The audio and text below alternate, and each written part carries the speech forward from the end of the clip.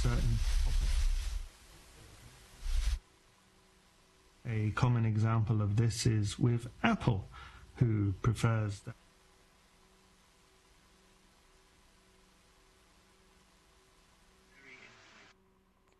That's working. Let me just I'm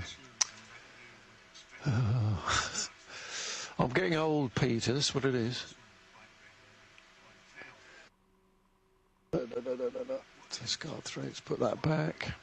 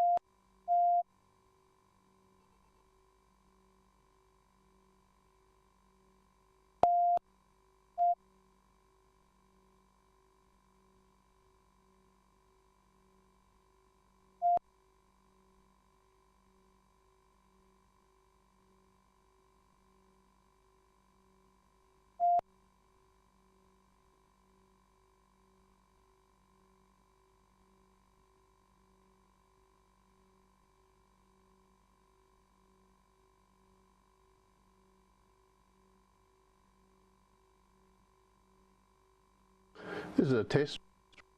5, 6, 9, 10 to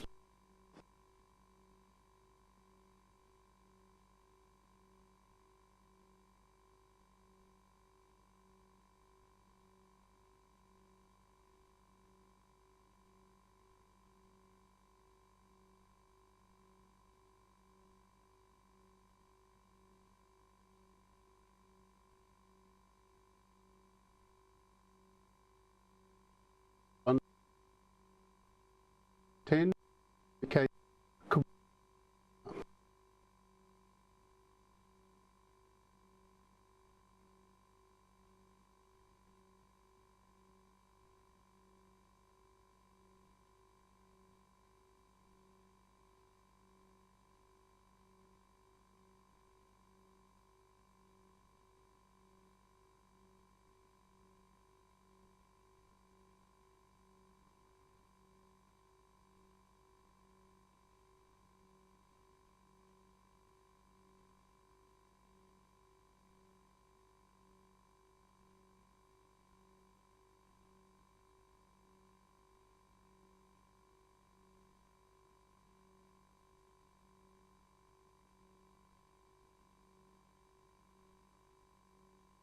This is a test transmission.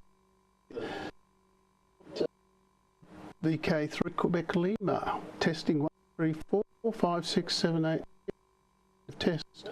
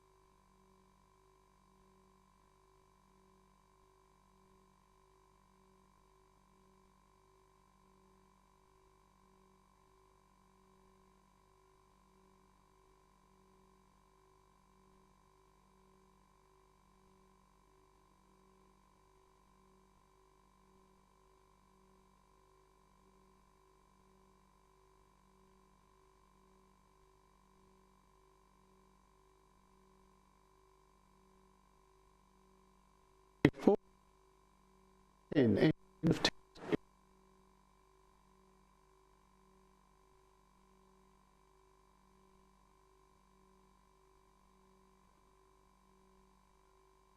Test 3, 4, 5, 7, 8. End of test.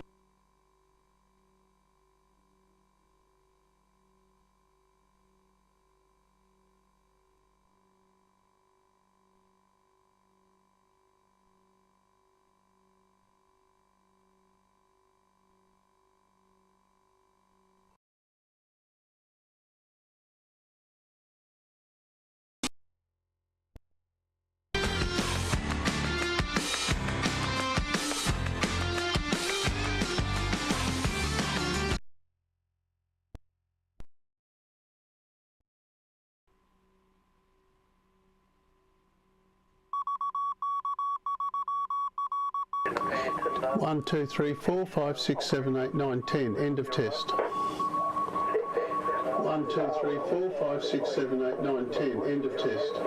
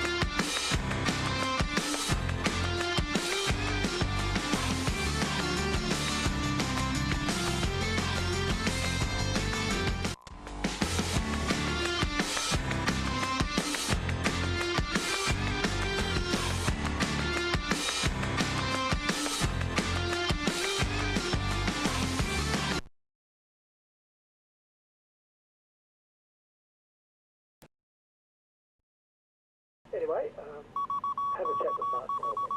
Okay. Shall do, no worries. Good to see Mick's up and running, no problems tonight with his transmission. Hello, we've got audio. Not sure who's net control, but check me in. Build him out.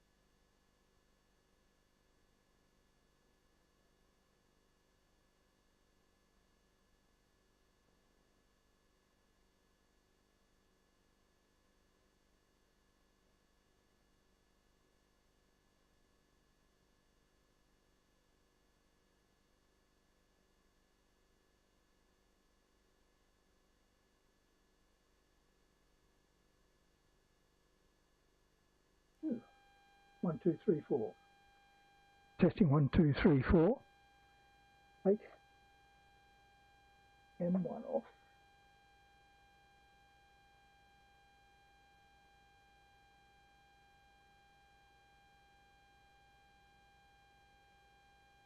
Alright. Test 1, 2, 3, 4. Test 1, 2, 3, 4. Alright, it's got to be up here.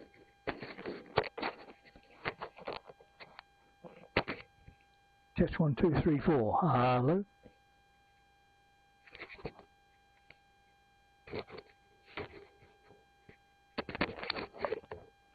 One, two, three, four. 1, 2, 3, 4. 1, 2, 3, 4. All right, we want to run the video. Where is it?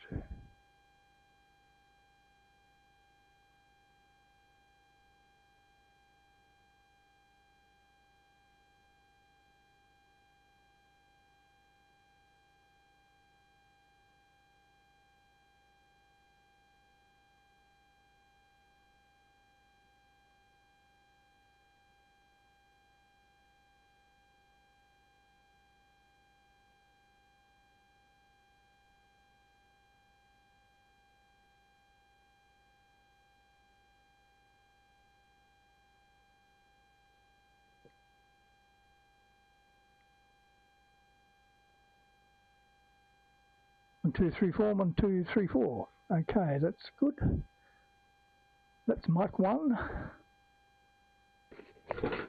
which will now go off.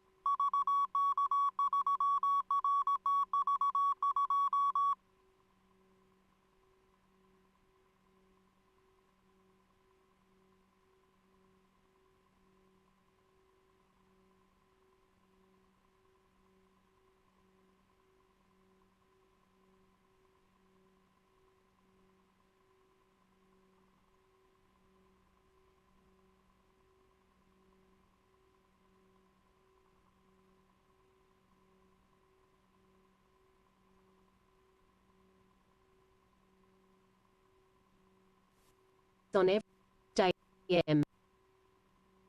Catch you. See Shadjet. Good question. Television. Free. 4 and Berwick 400.375 Hz. Every Tuesday starting p.m.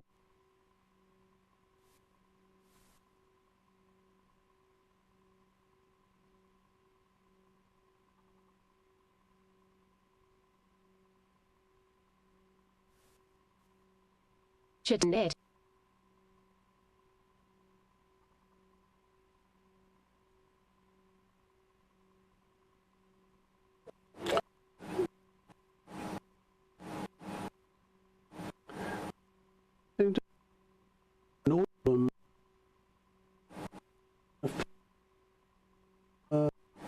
Through the currently.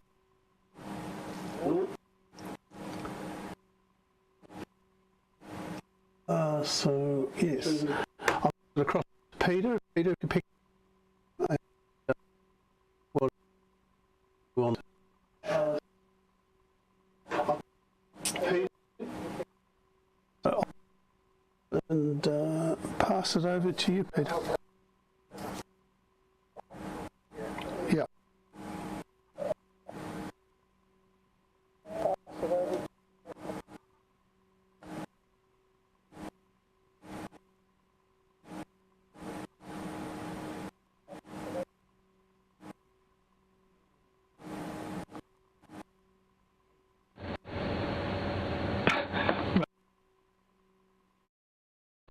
Get a confirmation there. Yes, your audio is good.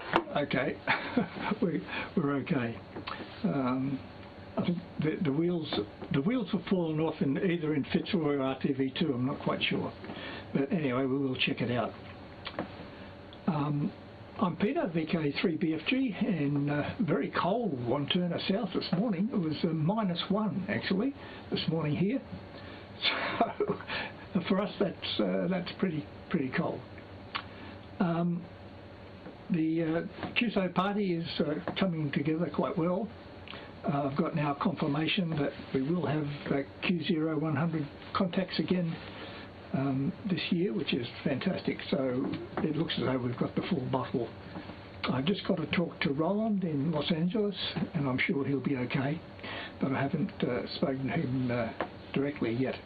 But in the next few days I'll certainly get onto him and make sure all is okay from that end. So we have pretty much everyone lined up.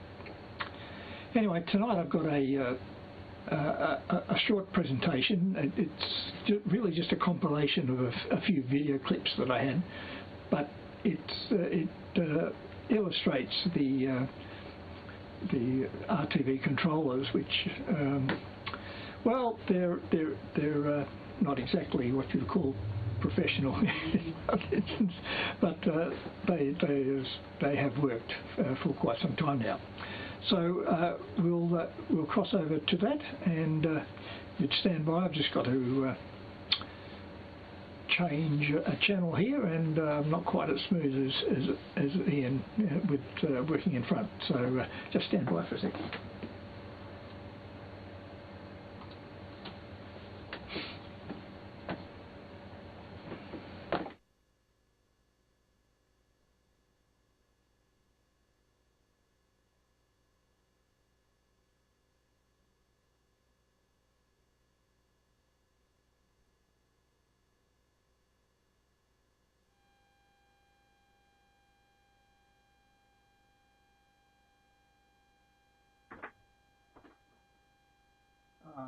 I think I've got some video there. 1, 2, 3, 4. Yeah, I think so. Anyway, it's going to be short on this particular screen. Let's go over to it. Peter, we want cam 2.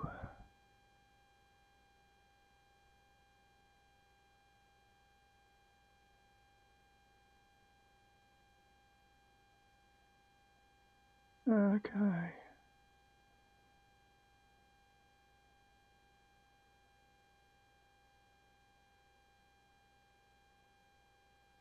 Back to where we were. Hopefully we've got some audio there. I think it is running. This is the block. Good. This is the block diagram of the control system. And if you follow the red lines, that's basically the HDMI that runs straight through the whole system. And this is the 4-port splitter, where we send some to the BATC streamer when it's working, some to the modulator, and some to a local monitor. So that's basically from the 5-port HDMI switch here. We've got 5 inputs available. We're using, I think, three of them at the moment. One is used because we've got a player that puts the video and call signs up, so that channel is used there, and then the rest are available. We've got one for the SRT and a couple for 1287, 1278, and on the other controller 1246 and 1255. So there is actually one video input spare. And this little device here, which is just a 5-port HDMI switch that you buy on eBay or AliExpress or whatever, and it's controlled by an infrared generator, which in turn is controlled by the main PICAX microcontroller. So the switching, as you've obviously seen for quite some time now, it's a little bit on the clunky side, but it does work. We then go to an audio extractor, and the reason for that is that we needed to put in some ID. We're going to have some tone control, and we also wanted a local mic. So we just picked off the left channel there, and the left channel also goes to the local speaker. And in turn, that's passed across to the DTMF encoder decoder, which then goes to the PICAX for control. So that's how the audio gets through there to the DTMF controller, just on the left channel on its own. So the right channel comes out of here, and it has to go through an audio amp, as does the left channel actually, because this is the audio embedder, and that thing required 4 volts peak to peak to drive it. So we had about 1 volt out of the extractor here, so we had to put a by 4 amp there, and similarly there's a by 4 in that one, so that one's coming down there at 4 volts peak to peak as well, so both in there. So that's basically the system. It's all controlled by the PICAX. So we'll now run the video, and you can have a look at the real stuff.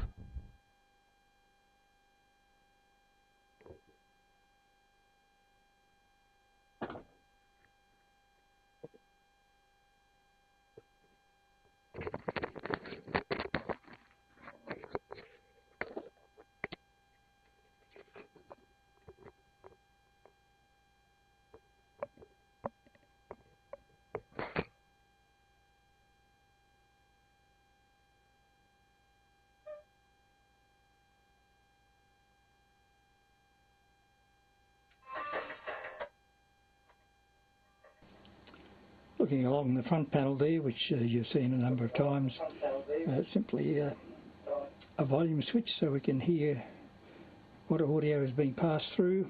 I can also put a microphone in there and talk on the channel if required. That's simply the port to program the controller, and that's where I plug the DTMF in, and then we've got a couple of VU meters, and we can actually switch the system on locally from here. If we go to local, that will send the signals down to the SR Systems encoder and the PAs to activate, so we can just manually switch on. and we're running plus or minus 12 volts, you can see that.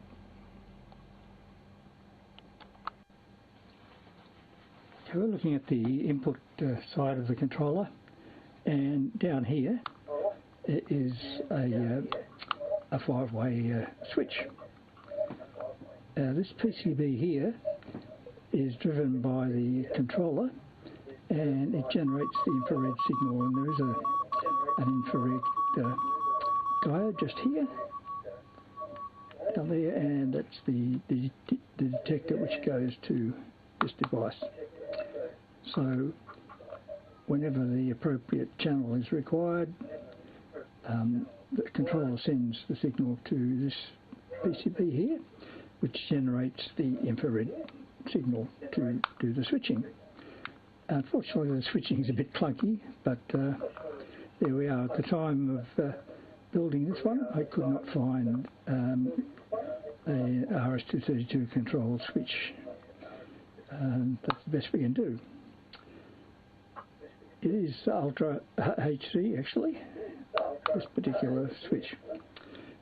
This board here is the audio processing, and this device here is the audio extractor. So the output from the switch just runs underneath here, around there, and into the extractor. And then we've got audio running into the board here from these coaxes here. I've used a whole lot of Teflon coax. I had a complete roll of this stuff, and I've used it for all sorts of things. So that's the audio going to the board here, and this audio just goes straight around and out.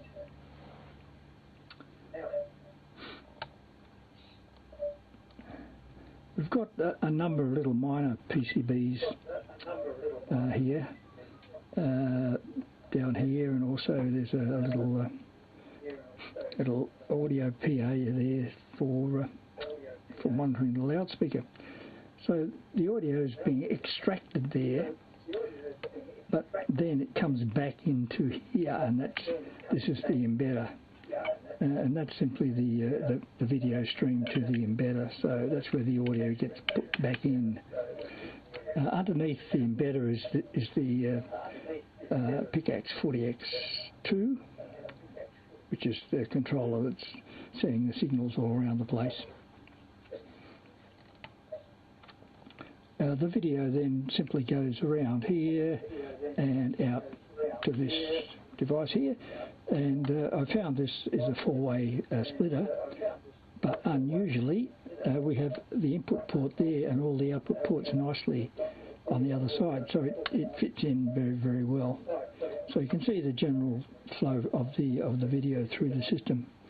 Underneath here we've got a DTM encoder decoder, which is a part of the audio system, which actually comes back into here and is being re-embedded. Over here we've got a 5-volt regulator, and we've also got a protection circuit there. If the 5-volt regulator decides it's going to cark it and go high, this switch will isolate the 5-volt line off everything. So there's a number of little minor PCBs, but that's basically the flow of the thing, all controlled by the PICAX down there, which does a pretty good job. There's almost no memory left in it now, with all the tasks that it needs to do. Along the back here we've got a row of Hirschman type 5-pin connectors. There's 3 there and there's 3 underneath there. And this one here is the crosstalk between the two controllers, so that each knows what state it's in. So that's the one. Then we've got 3 inputs here, which are the signals that come from the receivers to key whatever channel might be running. And that one up there is what I call RxD. We've got RxA, B, C, and that one's D. That's a special one. That one goes out to the SRT system. And over here we've got some RS-232. This particular controller could run on its own and is running on its own right now.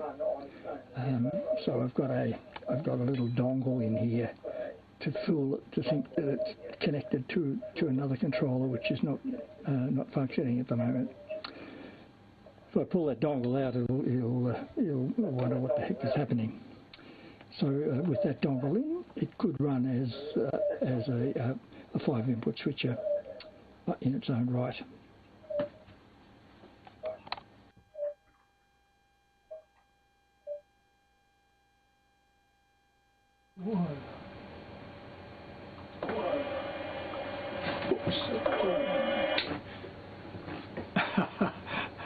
I see we had Blinky Bill there at the end, but I think you got the drift of that. It was pretty rushed. There was little bits of video that I sort of picked up and patched together.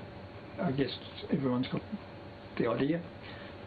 All homebrew sort of stuff, but it's worked quite well for quite some time now. It won't be as sophisticated, of course, as what Rob is doing over there in Geelong, but oh well. For the time and what resources were available, it's the best we can do. Okay, so I think we're going over to Richard now. I'm running DVBS, Richard. So if you crank up now, and I'm on 1246 as well, you should be able to get a reasonably smooth takeover. So it's VK3 VRS to take.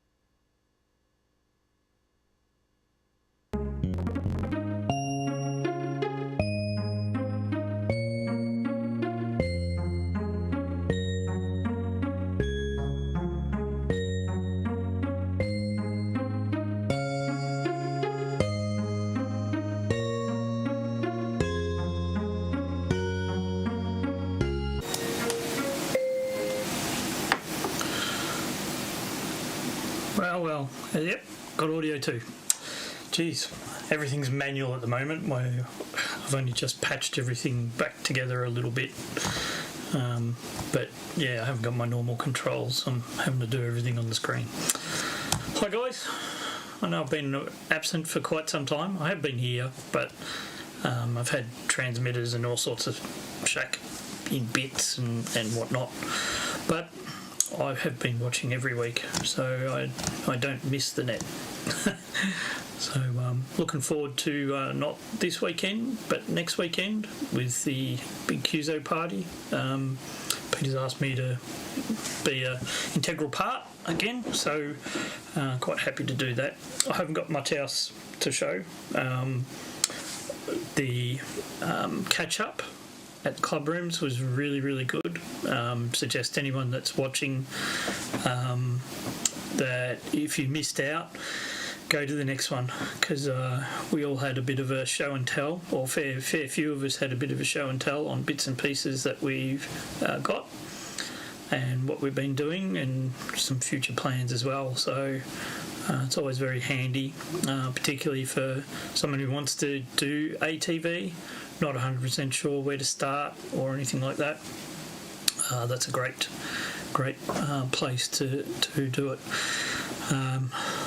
I'm very, very busy with doing a hobby stuff, not just ham radio, but my other hobbies as well. I'm sure that quite a few of you know that I've got multiple hobbies. So, yeah, and preparing for shows. I'm doing a few more now, so just to make a busy man even busier. But anyway, that's part of the fun and games.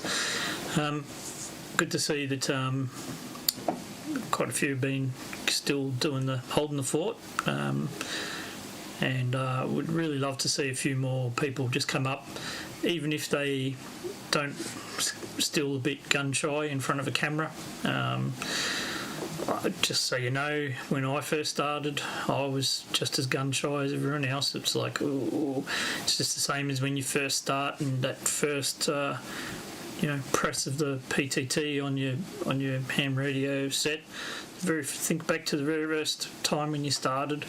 It was nerve-wracking when you first do it, but you get used to it. You get used to the lingo. You get used to everything that's going on.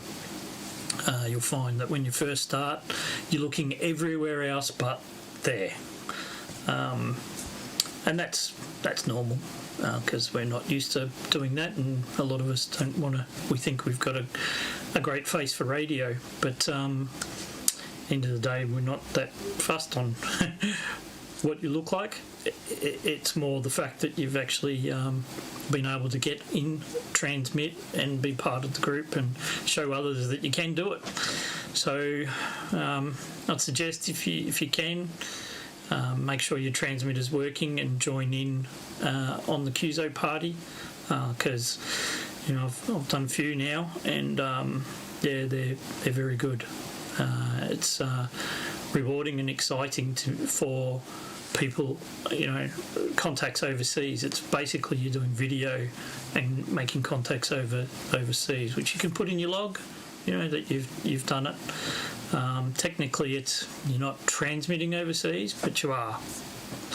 So in our modern technology, and it's getting rebroadcast overseas. So where you just got a cable link in between. So yeah, definitely worthwhile. I haven't got much else tonight. I just thought I'd have that little fun bit at the start, which I was busy trying to download while Peter was on. I was trying to get it right, and then realised it's got some audio in it, and I thought, copyright. So I made sure there was no audio for it. Anyway, that's it. I believe Clint will be on next, and he will be on DVB-T. I know that.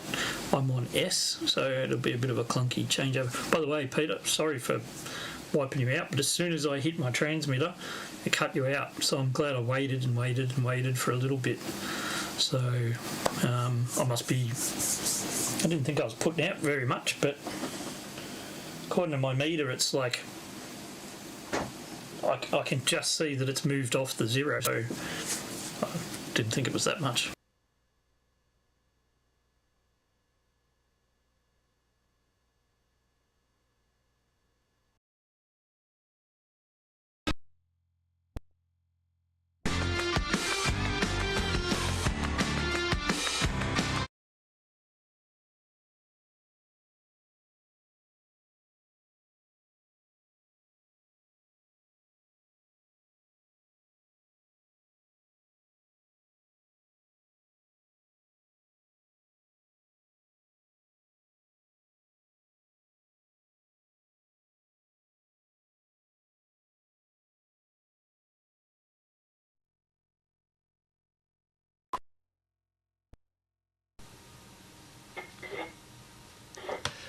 Okay.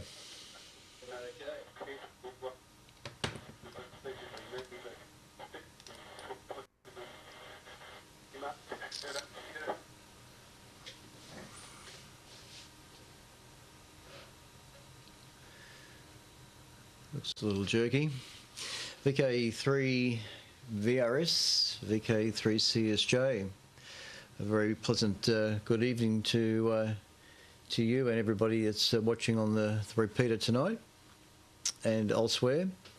And I trust that everybody is in good health. Thought I might as well pop up for a brief hello and yeah, just say good day. Looking forward to the QSO party. I last Sunday morning when I did the WIA broadcast on 160 metres, I gave the ATV QSO party a plug, of course. And for some reason, I thought that it was this coming Saturday. I made all the announcements saying, yep, QSO party next Saturday. But even as I was saying that, I'm thinking it seemed odd that there was no announcement on the WIA broadcast, because usually Peter would put a segment up to say, next Saturday is the QSO party on the following, the WIA broadcast, and I thought that didn't occur. I didn't see that in last Sunday's broadcast. So I thought, but for some reason I still thought it was this coming Saturday. My dates is all skew. If I don't know why, maybe it's just a sign of getting old. Because I missed the ATV get together because I thought the date was in August sometime. So as I said previously, I'm sorry that I missed it. I had every intention of actually popping in, even if it was just going to be for 5 or 10 minutes. But I did want to go across to it. Next time. But anyway, good to see you, Richard. I don't know where you've been. Your absence has been duly noted, both on the repeater and on the repeater, TV-wise. But I know your shack's in a bit of disarray, so by golly, you better get that all sorted out for the QSO party. Anyway, but good to see you, and it's nice to see that you're still alive. Anyway. All right, there's nothing much else really from me. I'll probably will show you just a little thing that's just arrived this week from a friend of mine over in Anchorage, Alaska. He's an engineer, and he's involved with a few interesting projects. One is a device called a SAM, S-A-M, and he's actually been making these as a kit for quite a while now. But a SAM is short for, and it's just escaped me. It's to do with the monitor. Simple, that's the word, simple. Simple monitor, simple Aurora monitor. I knew that, I did know that. Simple Aurora monitor, SAM 3. And the 3 is indicating that it's using 3 sensors, three sensors to detect the variations in the Earth's magnetic field. This is the control box for the magnetometer. You can see that it says SAM down there if the camera focuses. There we go, look at that, SAM. And that's the connections off to the various sensors. And the sensors themselves look a little bit like this, little tiny things, but they might be tiny, but they're suitably sensitive devices. So little encapsulated, it's a nuisance when the camera doesn't want to focus when you want it to focus. Oh God, there we go. So you can see there 3 pins on these little sensors, and what I have to do is to place them into a PVC tube. One is vertical, one is horizontal, and one's the other way. So you've got 3 axes being measured. And they're fairly sensitive because I've got to try and find a spot on the property here that's kind of neutral as possible from influences from other sources like traffic on the road and and perhaps even cutting the grass. The lawnmower can do funny things, not by sound, but just the presence of metal. It's got to be buried in the ground. About half a metre will acquire temperature stability. Half a metre to a metre in that area down will stabilise the temperature, because the sensors are also a little on the temperature sensitive side. So by putting them into the ground, you stabilise the temperature side of it. So I've got to build them into a PVC tube arrangement, which will be an interesting little project. But the rest of it's ready to go, and I should be able to. The idea is to measure variations in the Earth's magnetic field due to solar flare activity. Mostly, that's what I'm interested in. Is solar flare activity, and well, I know we don't get auroras up here on the mainland all that often, but it should detect any auroral activity that might be extending out to the mainland from Antarctica. So that is something I'd like to measure as well. But it produces a chart which will update onto a future web page. And there's three axes, three traces that'll work its way out across the chart over an hour, and then kind of update as it goes along. So hopefully I'll get that up and running. A magnetometer. Basically, it's a magnetometer. And I'm experimenting with a cosmic ray detector at the moment, which is running on the bench over there. Just having a bit of a play with that. I'll probably show that in due course. So as part of the observatory here, the JB Observatory, Jeffrey Blackhall, I want to get a whole little suite of these little experiments up and running, including an all-sky camera which will monitor the sky 24/7, using a HD camera. And I don't know if I've got... let's see, because, for example, the all-sky camera up at Heathcote, as part of our dark sky site activities for the Astronomical Society of Victoria, it actually caught that meteor that burnt over Victoria last Sunday. And I'm just seeing if I can quickly find it. There it is. So I'll just zip that across. This is what it looks like, what the all-sky camera picked up. So it was basically coming in from overhead, zenith, and south is towards the bottom, and west is towards to the right of the image. So that little device, that bugger, burnt up and created some sort of a sonic boom, and the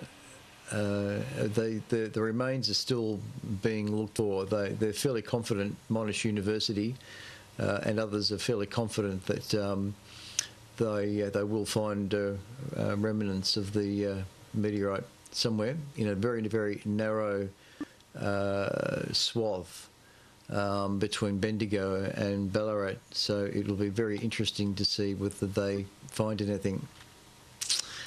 All right, so that's about it. The observatory hasn't been quite commissioned yet, so to speak. I'm still waiting for a metal pillar pier to arrive. It's taking all the time in the world.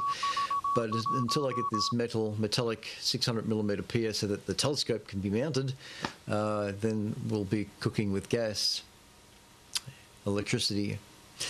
I love your work, Peter. That repeater, I mean, it puts another twist on plug and play. Isn't it amazing that we can get these black boxes that can do all sorts of things, HDMI ins and outs and splitters and thingies and audio inclusion and whatnot? It really is you know, those places like Banggood and Alley and Express and whatever else there are, all these electronic things that they have, it's just absolutely intriguing. But yeah, it's good that to see the guts of the repeater, and it is super impressive with the way you've got that all tied together. So congratulations, Pete. Good on you for the work you do on that. And conversely, I'm looking forward to seeing the Geelong TV repeater from Mount Anarchy finally up and running. I've got nothing here set up to receive it yet, but yeah, once it's up and running, it'll give me some impetus to put an antenna up for it. So I'm very lazy here these days. Anyway, all right. I think that's about it for me. I've fed the cats. I haven't fed me yet, so I shall fire up the stove and cook a steak, and look forward to seeing you all next Tuesday, and of course at the QSO party. That should be a fun day. Hopefully it'll okay, and it's guaranteed to be lots of audio problems. All right, stand by, Ian. It's over to you, dear sir. Thanks for running it tonight, and I hope that you've got that audio. To Mick, VK3CH, I've got audio problems. All right, no worries.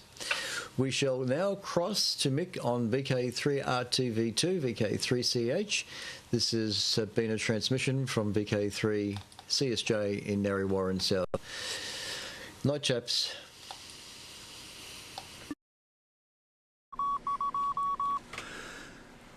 Okay. Hang on. I got to do that. Yeah, all right. It's saying I'm putting up a picture, and it's saying I've got audio. Now, I've wound the audio back a little bit because last week it sounded a bit sort of overdriven, so hopefully this is okay. All right. Peter, yes, the repeater and everything, a lot of people sort of forget all the different controls you've got to have, and then the tricky bits it does, playing you know, bits about itself on a timer and all the other different things it does, and picking out, cycling all the different modes and everything else. A few people have up Wodonga way, I thought, oh, we could put up a TV repeater, we've got the money. And I thought, yeah, okay, you might have the money and you've got a site, but there's a little bit more to it than that. But anyway, yeah, so oh well, see what eventuates with that. I suppose I could always link it in with SRT if they ever did, but yeah, might be something they talk about, but mightn't happen. Anyway, all right, speaking of the ATV QSO party, well, sort of, we are now, up until about 1 o'clock this afternoon, I hadn't done anything about it. I've just had so many interruptions for every other thing. There's a mad microwave activity day this Sunday. That won't be happening. I'm just roped into all this other stuff. But there is one a month later, so hopefully I'll be able to get in that.